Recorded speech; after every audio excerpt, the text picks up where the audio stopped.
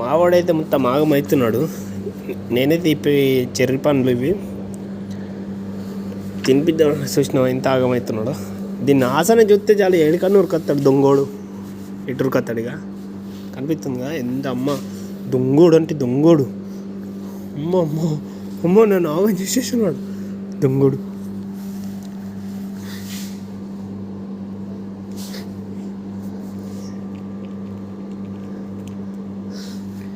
ఇంకొకటి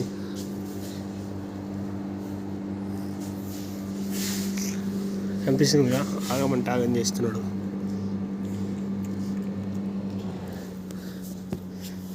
ఇప్పుడు దగ్గరకు కూడా రాడిగా.